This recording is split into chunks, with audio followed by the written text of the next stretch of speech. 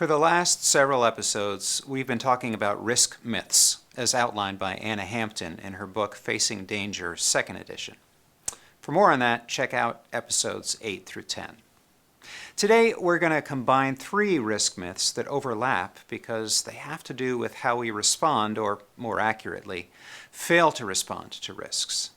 These risk myths are: risk myth number 5, just keep a positive mental attitude and everything will be okay.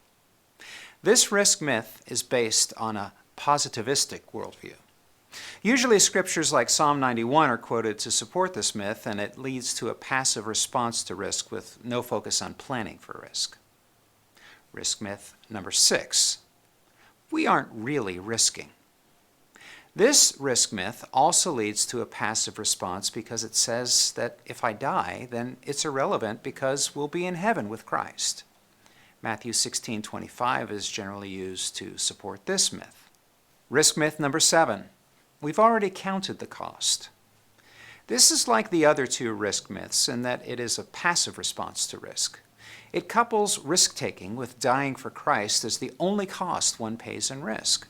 It ignores that counting the cost is an ongoing process, not a one-time event, and that living for Christ may be a higher cost to pay and what is required in a risk situation. So, debunking them.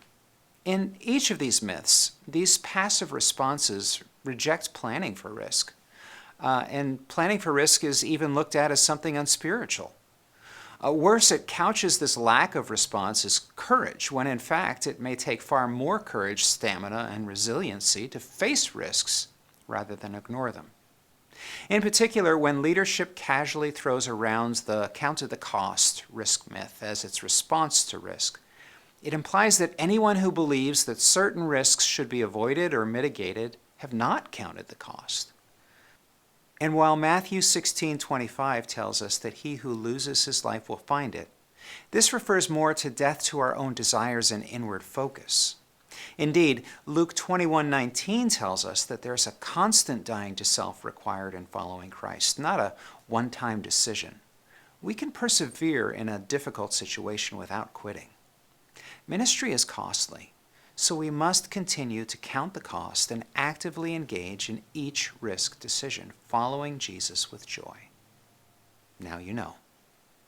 Next episode, we're going to pause our conversation about risk myths and focus on decisions about staying or leaving a country because of risk.